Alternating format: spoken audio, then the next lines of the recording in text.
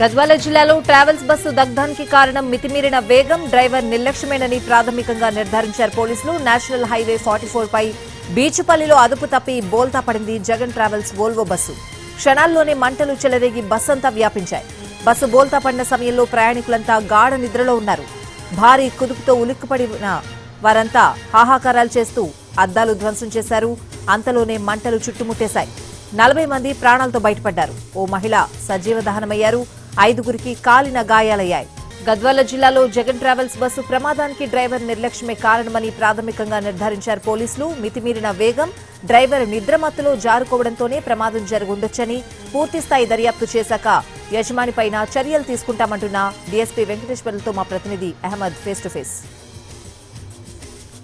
గద్వాల జిల్లా పరిధిలోని NH 44 పై తెల్లవారుజామున 3 గంటల ప్రాంతంలో బస్సు ప్రమాదం జరిగి పూర్తిగా బస్సు అగ్నికి ఆహుతైంది. ఇందులో ఒక మహిళ సజీవ దహనమైనటువంటి పరిస్థితి. అయితే ఈ ప్రమాదానికి సంబంధించి మరిన్ని వివరాలు మనతో పాటు గద్వాల డీఎస్పీ వెంకటేశ్వర్లు ఉన్నారు. ఆయన అడిగి తెలుసుకుందాం. మధ్యరాత్రి 2:40కి డయల్ 100 కాల్ వచ్చింది. ఇట్లా యాక్సిడెంట్ అయ్యి కింద బండి పడిపోయిందని చెప్పి కాల్ వస్తే ఇమీడియట్ మా ఎస్ఐ గారు, మా సిఐ గారు, మా పోలీస్ సిబ్బంది అందరూ రావడం జరిగింది. వచ్చే వరకు కొంతమంది బయటకు వచ్చి కొంతమంది చిక్కుంటే మన హైవే సిబ్బంది, మా పెట్రోలింగ్ సిబ్బంది అందరి సహకారంతో అద్దాలు పగలగొట్టి మొత్తం అందరినీ బయటికి తీయడం జరిగింది. ఈ మహిళ మాత్రం దురదృష్టవశాత్తు ఆమె చెయ్యి బస్సు కింద పడింది. కింద పడ్డందుకు చెయ్యి బస్సు కింద పడ్డందుకు కిటికీల నుంచి చెయ్యి బయట పెట్టినట్టుంది. బస్సు కింద పడ్డందుకు ఆమెను గుంజుకరాలేకపోయారు. బయటికి రాలేదు, గుంజినా కానీ రాలేదు. బయళ్ళకు ఆమె ఒకటి చనిపోవడం జరిగింది. మిగతా వాళ్ళందరూ. ఆ మహిళకు సంబంధించినటువంటి వివరాలు ఏమైనా తెలిసాయా? ఆమె పేరు మాలతి అని మనకు తెలిసింది. వాళ్ళకు అంటే ప్రయాణికుల ద్వారా తెలుసుకోవడం, వాళ్ళు ఆమె పేరు మాలతి అని చెప్పడం జరిగింది. వాళ్ళకి ఇన్ఫర్మేషన్ ఇచ్చినాము.